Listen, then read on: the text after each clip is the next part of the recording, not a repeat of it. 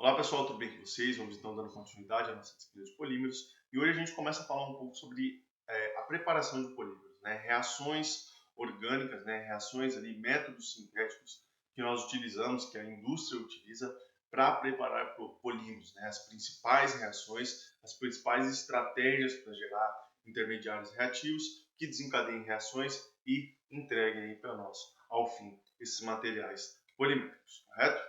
A síntese dos materiais poliméricos, elas basicamente vão se dividir em dois grupos de reações, tá? Nós temos então duas estratégias reacionais que se diferem no mecanismo reacional, né, no tipo de reagente que é de intermediário reativo que é formado, se divide em dois grupos. Essas reações são as poliadições e as policondensações. Cada uma dessas reações tem algumas peculiaridades, tá? E é isso que a gente vai estudar aqui ao longo dessa aula. As policondensações são reações menos utilizadas, tá? São utilizadas principalmente para a formação de copolímeros, né? Onde nós temos dois monômeros diferentes, dois comonômeros diferentes, para formar um material copolimérico. E as poliadições são reações extremamente difundidas aí na indústria. No que elas se diferem? Principalmente no tipo de reação, tá? As poliadições são reações que ocorrem geralmente em três etapas. Então, nós temos uma etapa de iniciação. Para que essa etapa serve? Ela serve para gerar um intermediário reativo, né? Então eu gero uma espécie reativa, essa espécie reativa vai iniciar a reação, então ela vai funcionar mais ou menos como um catalisador, tá? Ela dá um start na reação e depois da etapa de iniciação eu tenho a etapa de propagação. E a etapa de terminação é uma etapa apenas de estabilização, tá? Das espécies reativas, uma etapa final só para terminar essa reação. O que mais importa nas reações de poliadição? A etapa de iniciação.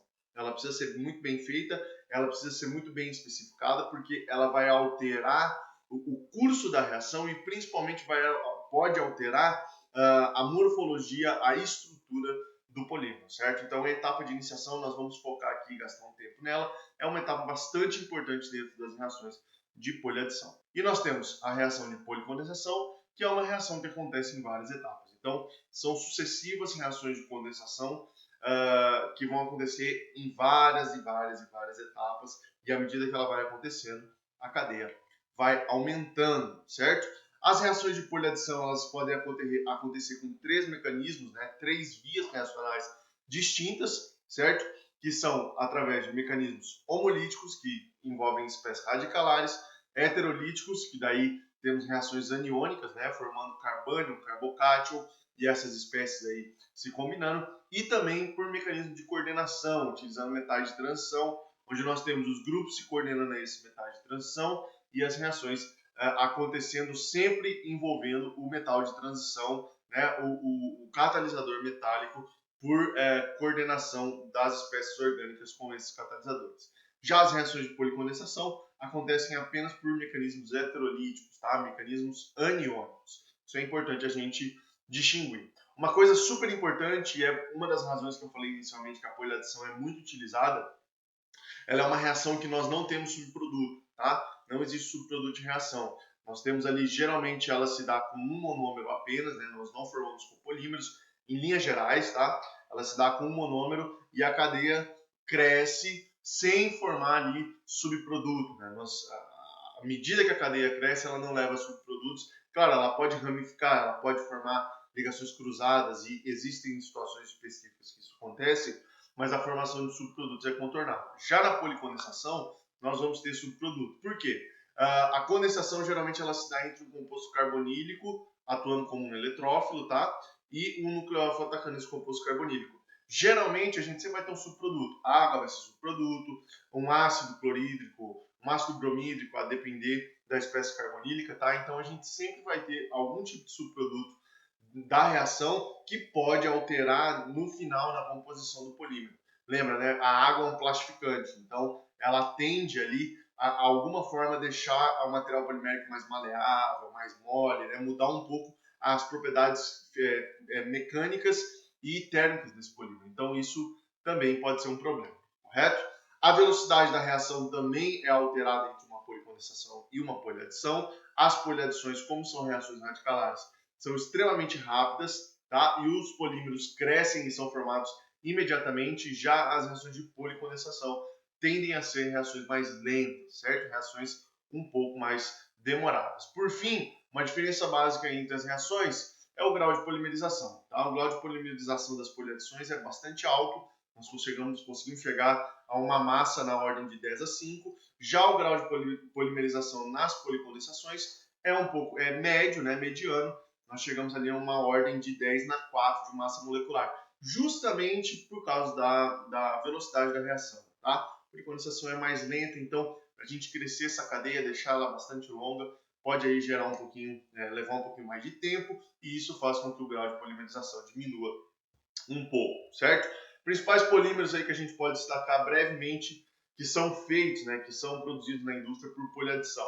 Polietileno, polistireno, tá? Eles partem de duplas ligações ali, rompimento de ligação pi, através do processo de iniciação, nós vamos estudar alguns deles, tá? E essa cadeia cresce sempre via, pode ser reação radicalar, heterolítica, né, homolítica, heterolítica ou por condensação, e vai crescer ali sempre através de uma poliadição.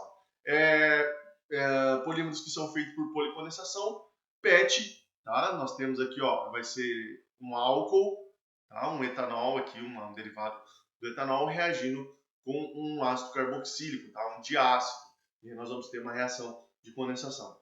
O nylon também, né? É uma poliamida, ó. Então nós vamos ter um NH2 aqui, nós vamos dar uma olhada nisso mais na frente também, reagindo com ácido, com diácido também, ou com cloreto de ácido, e aí nós vamos ter uma reação de condensação, certo? Então aqui alguns exemplos, e agora nós vamos ver mais a fundo os principais, aqui nesse caso, o mecanismo de iniciação das poliadições. Tá? Como eu disse, poliadição se divide em 3 partes, né? Iniciação, propagação e terminação. Nós vamos gastar um bom tempo aqui sobre as principais estratégias para o processo de iniciação em poliadição. O que nós precisamos saber sobre a etapa de iniciação?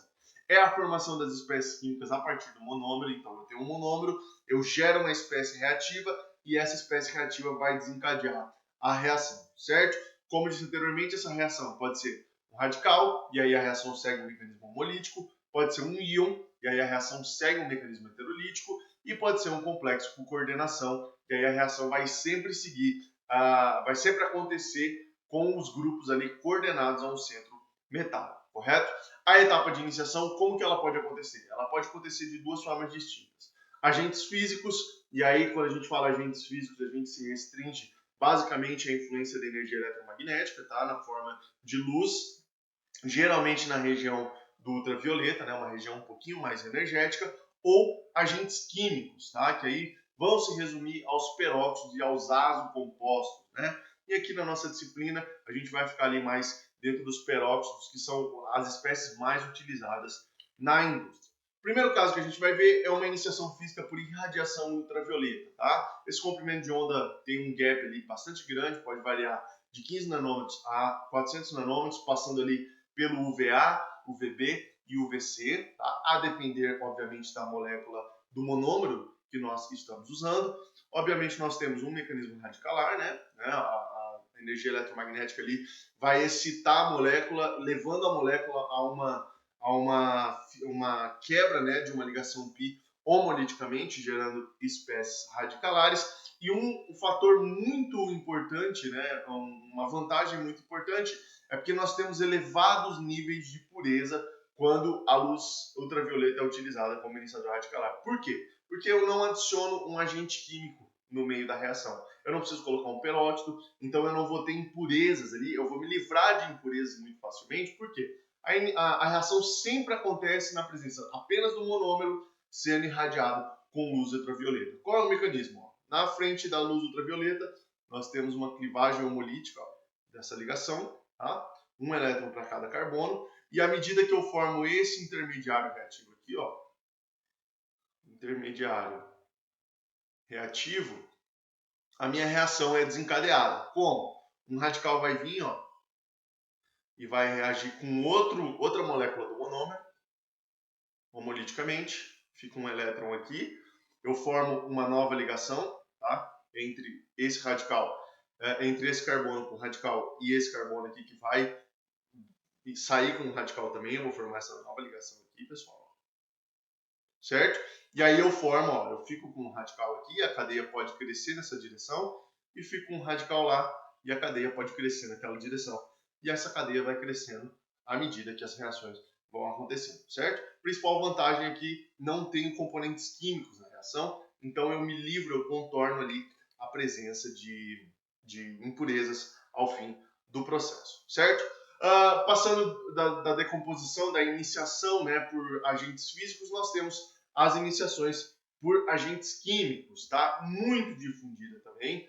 Obviamente que a indústria desenvolveu métodos para tirar essas impurezas, né? Até porque trabalhar com luz ultravioleta não é uma coisa tão simples assim. Vocês devem se lembrar, né? A luz ultravioleta ela afeta a saúde humana muito facilmente. Então imagine numa planta industrial você aplicar ali lâmpadas, né, de diferentes formas para emitir luz ultravioleta. Não é uma coisa tão simples dentro de uma planta industrial, porque tem muitos trabalhadores, muita gente ali, então você vai ter que investir muito em segurança, vai ter que investir muito em equipamento e assim por diante, e vai sair uma coisa, acabar saindo bastante caro. Então, a indústria, em alguns casos, usa agentes físicos como luz ultravioleta, mas se contorna esse problema para usar agentes químicos para iniciar as reações, porque eu não preciso ter tantos gastos com segurança e a operação toda ali, de todo o processo dentro de uma planta industrial. Tá? Então, os agentes químicos são muito utilizados mesmo. A grande maioria esmagadora dos processos utilizam agentes químicos, basicamente aqui se detendo aos peróxidos, certo? São reações realizadas em alta temperatura, né? Então eu preciso, é uma iniciação térmica, tá? Aqui, ó, a iniciação passa da clivagem do polímero, certo? Para gerar um radical alcóxido. Então, isso acontece sob temperatura. Então, geralmente as reações acontecem a 70, 80, 90 graus, uma temperatura ali intermediária, mas que para um contexto industrial, a gente pode considerar alta temperatura, porque eu vou precisar dar muito calor ao sistema para subir essa temperatura. O peróxido aqui, ou o iniciador químico, ele é utilizado em quantidades catalíticas, como eu disse anteriormente, né? Só um pouquinho, ele inicia a reação e a reação acontece em cadeia, né? A propagação, a etapa de propagação vai acontecer simplesmente pela força química que tem ali, né? Esses radicais irem reagindo. Vai seguir, obviamente, um mecanismo radicalar. Como que funciona? Nós temos a clivagem do peróxido, forma o radical alcóxido. O radical alcóxido vem e reage com uma molécula do monômero. Reage com uma molécula, certo? Homoliticamente, então a ligação cliva. Eu formo uma nova ligação oxigênio-carbono e libero aqui, ó, um radical, certo? Esse radical vem e começa a reagir com moléculas do monômero. E isso vai acontecendo em cadeia. Percebam que eu fico aqui, ó, lá no iniciozinho da cadeia, com um grupo, um éter ali, né, um oxigênio. Só que isso não vai me dar problema, tá? É só um pedacinho lá no iniciozinho, uma unidadezinha da cadeia. O resto da cadeia cresce sempre com reações entre os monômeros, tá? Sempre reagindo com o monômero. Uma outra forma de fazer uma iniciação química é através de reações de oxirredução, tá? As reações, as decomposições térmicas com peróxido são muito utilizadas, mas também nós podemos fazer reações de oxorredução, que vai tratar de uma decomposição de peróxidos em baixas temperaturas. Isso aqui é importante, ó. Na presença de agentes redutores metálicos, como sais ferrosos. Qual que é a importância de usar uma reação de oxirredução e não usar diretamente um peróxido? Eu consigo diminuir a temperatura da reação, certo? Eu preciso de altas temperaturas para decompor o peróxido, certo? Mas aqui, se eu uso um agente redutor, como o ferro 2, eu consigo decompor um peróxido, tá? E não preciso de altas temperaturas, eu consigo fazer essa reação a temperatura ambiente. Como que acontece? O ferro é um redutor, tá? E o peróxido, obviamente, é um oxidante. Então, o que vai acontecer? O peróxido vai oxidar o ferro, ele sai de ferro mais 2 e vai para ferro mais 3. Isso significa que ele perde um elétron, então ele oxidou e é formado uma hidroxila aqui, um íon hidroxila e um radical alcoxila, certo? E aí, é a mesma espécie que é formada e a reação vai acontecer como ela deve acontecer. Forma um radical e aí eu tenho a reação em cadeia acontecendo, certo? Qual que é a vantagem de usar uma oxirredução? É que eu uso um agente redutor metálico para reduzir o peróxido, tá? Para formar a espécie, o radical alcoóxido que eu quero, e consigo com isso utilizar baixas temperaturas, que para uma planta industrial é sensacional, certo, pessoal? Uma outra forma de fazer uma iniciação química, percebam, até agora a gente falou de mecanismos radicalares, né? Ação física, mecanismo radicalar. Iniciação química com peróxido, radicalar. Iniciação química, oxirredução com agente redutor para reduzir o peróxido, também mecanismo radicalar. Agora a gente vai falar de iniciação química que passa por mecanismos iônicos, reações aniônicas. Quais são as principais vantagens? Baixa temperatura, altas velocidades de reações e poucas reações secundárias. Para quem já trabalhou com radicais e deu uma estudadinha a mais, a gente tem um problema que radicais às vezes podem nos dar bastante reações secundárias, bastante reações paralelas indesejáveis, tá? São reações um pouco difíceis de controlar.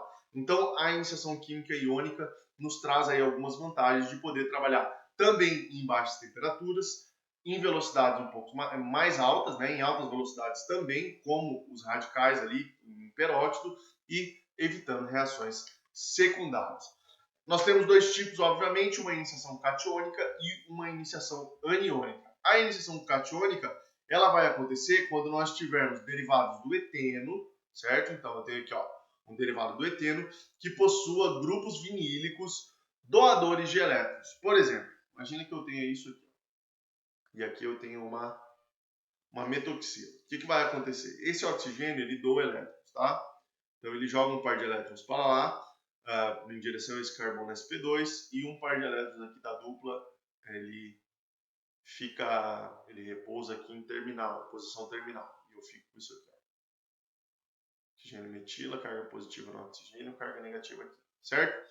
Então, como eu tenho esse movimento, esse efeito de ressonância, o que eu vou ter? Se eu tiver um grupo doador de elétrons aqui, eu vou ter uma carga parcial negativa nesse carbono terminal e uma carga parcial positiva nesse carbono aqui, certo? Então eu tenho uma diferença de reatividade entre esses carbonos, correto? Então eu vou utilizar um catalisador metálico na presença de um cocatalisador, que inicialmente. Então geralmente usa cloreto de titânio e água. O que acontece? A água vai funcionar como uma base de Lewis e o titânio vai funcionar como um ácido de Lewis, certo?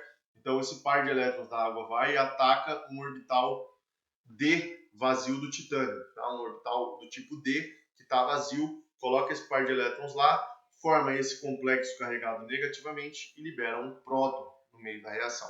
O que acontece? No meu alceno eu tenho um doador de elétrons que ativa a posição terminal aqui. Então essa posição vai vir e vai atacar, essa dupla ligação vem, ataca, né? Pega o próton, muito parecido com as reações de adição eletrofílica que a gente vê em alcenos, correto? Esse hidrogênio vermelho aqui, que é do meio ácido, vem parar aqui e eu formo um cátion. Por isso que a minha iniciação é catiônica. Ela forma um cátion. Uma vez formado um cátion na reação, um carbocátion, essa ligação π, que é nucleofílica, vai vir e vai atacar. Vai atacar, vai formar essa nova ligação aqui, tá? Essa nova ligação, e eu tenho um cátion aqui no final. E isso acontece consecutivamente, até aí a cadeia vai crescendo, certo? Um outro tipo de iniciação, obviamente, antagônica a essa, nós vamos ter uma iniciação aniônica. Como e quando ela vai ser utilizada? Ela vai ser utilizada também quando nós tivermos etenos, correto? Mas grupos vinílicos retiradores de elétrons, certo? Como, por exemplo, isso aqui. E a gente tem aqui uma carbonila, tá? Olha o que acontece. A carbonila vai retirar elétrons porque o oxigênio é bastante eletronegativo. Então esse par de elétrons vem para cá e um par de elétrons aqui de uma ligação π carbono-oxigênio vai em direção ao oxigênio. E eu formo essa espécie aqui, positiva, e aqui o grupo R, tá? Eu formo essa espécie aqui. Então eu desativo, eu deixo positiva essa posição terminal. Então se eu tenho um grupo retirador de elétrons aqui, nesse alceno, eu inverto, fica positivo ali terminal e negativo interno. Consequentemente, se eu tenho um reagente nucleofílico no meio, e geralmente é utilizado reagentes organometálicos, como derivados de butilítio, organolítios, né? Se eu tenho um reagente nucleofílico no meio, o que vai acontecer? Esse carbono é eletrofílico, ele está deficiente em elétrons. Então, vai sofrer um ataque nucleofílico aqui. Quando ele sofre um ataque nucleofílico aqui, eu formo essa nova ligação, certo? E eu acumulo uma carga negativa desse carbono aqui, que está ali acumulado. Consequentemente, se eu tenho uma carga negativa aqui e eu tenho um monômero de novo, esse monômero está carregado positivamente, né, uma carga parcial positiva no carbono terminal aqui e uma carga parcial negativa nessa posição. E aí eu vou ter a reação novamente. Ó. Isso sempre vai me gerar um ânion. Por isso que a minha iniciação é aniônica e a propagação sempre vai acontecer gerando um ânion no meio reacional, certo? E vai crescer dessa forma. Qual que é a diferença das duas? Em uma eu uso um grupo vinílico doador de elétrons, certo? E aí, como ele é doador de elétrons, o alceno vai ser rico em elétrons e eu preciso formar um eletrófilo no meio. E numa iniciação aniônica eu uso um alceno deficiente em elétron, um grupo retirador de elétron, e aí eu vou usar um nucleófilo no meio da reação para iniciar esse processo. Certo, pessoal? Uma outra forma muito importante de fazer uma iniciação química, então nós já vimos, né? Peróxido, aí eu preciso de altas temperaturas. Tem como eu utilizar também um agente redutor junto com peróxido, aí eu consigo fazer baixa temperatura e ambos esses mecanismos são radicalares. Eu consigo, se eu tiver um alceno deficiente ou doador de elétrons, fazer um processo catiônico, então eu não passo por radicais, eu passo por ânions e cátions, certo?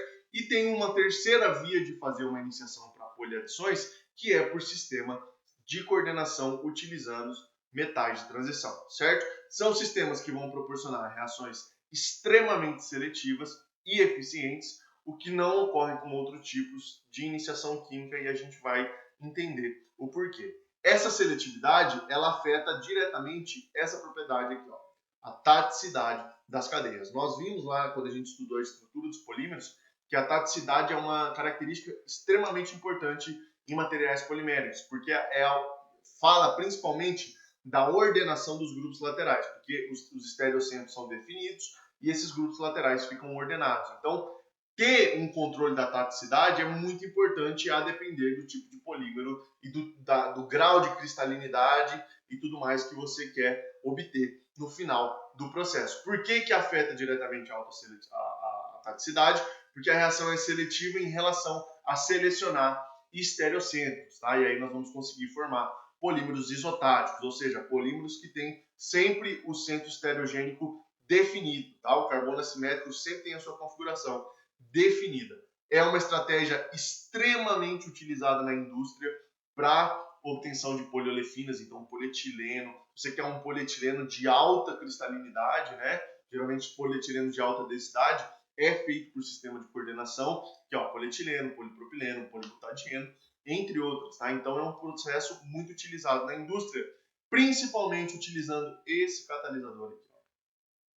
Catalisador de Ziegler-Natta, tá? Que é um sistema triisobutil-alumínio tetracloreto de titânio. É o mais utilizado, é o mais difundido na indústria, certo? Como é que essa reação funciona? Acontece inicialmente através da reação entre o tetracloreto de titânio e o triisobutil-alumínio, tá?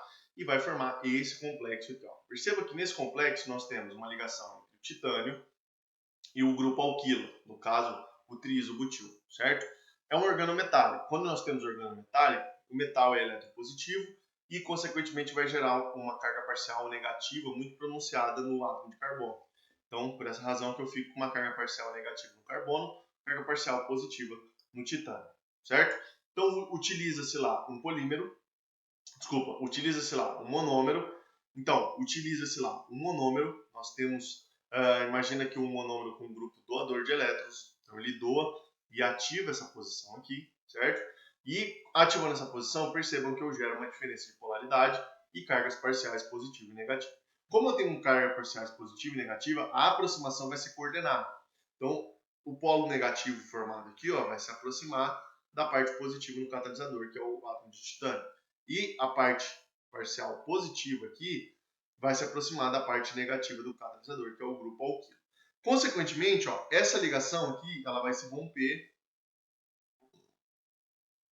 e uma nova ligação alquila com esse átomo de carbono aqui vai ser formada, certo? Essa ligação está aqui, ó, correto? Automaticamente uma nova ligação é formada. Essa ligação aqui.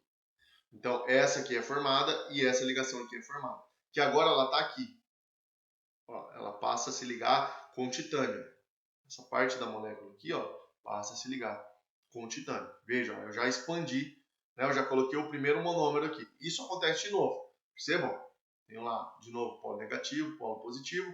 A aproximação é coordenada. Ó, e aí eu vou formar uma nova ligação aqui. Forma uma nova ligação aqui e forma uma nova ligação aqui.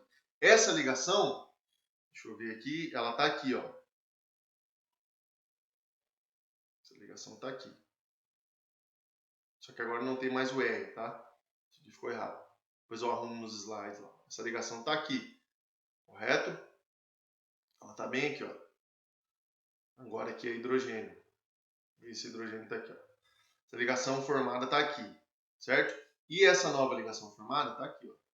Titânio, carbono. E isso vai, outros monômeros vão chegando aqui e vão se aproximando e a cadeia vai crescendo ordenadamente. E isso vai aumentando a cadeia sempre de forma ordenada, mantendo esses centros estereogêneos bem definidos. Por isso que eu altero diretamente a taticidade da reação.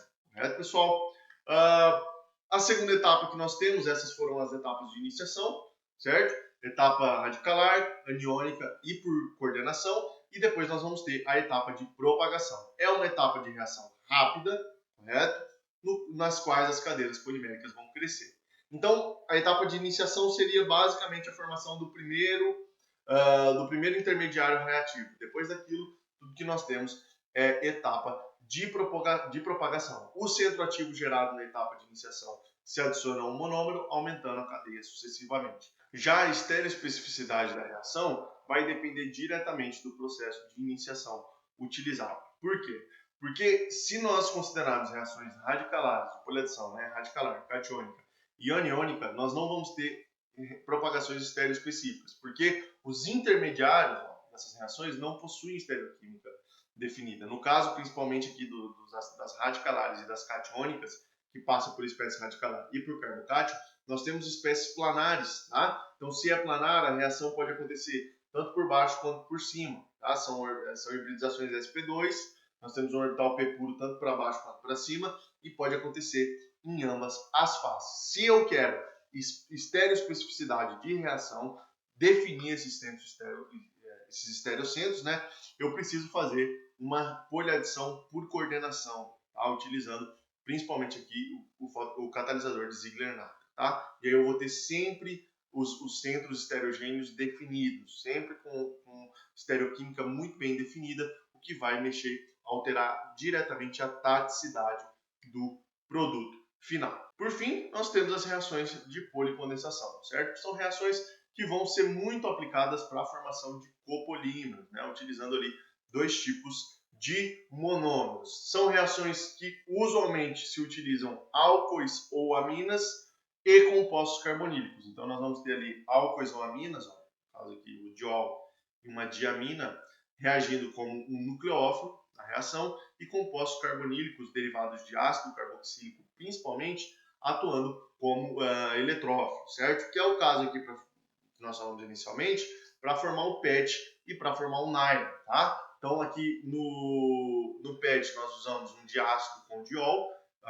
o oxigênio aqui atua como nucleófilo, então ele faz uma condensação ali na carbonila do ácido, forma essa nova ligação, e isso vai acontecendo sucessivamente, né? Porque ambos têm funcionalidade 2, então é o suficiente para que a cadeia cresça para os dois lados. E no caso aqui da diamina com o ácido adípico, a mesma coisa para formar o nylon C, né? Que o par de elétrons não ligantes do nitrogênio vai reagir com a carbonila e fazer uma reação de condensação, certo? Monômeros com funcionalidade 3 ou maior pode começar a dar ali reações de ramificação e ligação cruzada, certo? E isso é uma estratégia para você selecionar entre polímeros termoplásticos e termorrígidos. Por quê? Imagina que ao invés desse diol, a gente tivesse glicerol. fazendo a reação. E aí eu tenho uma hidroxila extra aqui, certo? Então, imagina que eu teria a expansão da cadeia para esses dois lados aqui, ó. E aqui eu poderia fazer uma ligação cruzada com outra cadeia. Tá? Então, se eu aumento a funcionalidade, eu começo a ter a possibilidade de fazer ligação cruzada e reticular mais a estrutura desse polímero, certo? Que é o que foi o que eu disse aqui, ó, reagindo um diol com material termoplástico como PET, por outro lado, reagindo com um triálcool, se um triálcool for utilizado, nós vamos ter um material que é o que está escrito aqui embaixo. Se a gente faz a reação com diol, apenas a gente forma um material termoplástico. Se nós utilizamos um triol, o glicerol, vai dar um material termorrígido, porque tem a possibilidade de fazer ligações cruzadas. Certo, pessoal? Essa foi a nossa aula de hoje. Muito obrigado pela atenção de vocês e nos vemos no nosso próximo encontro. Um forte abraço a todos.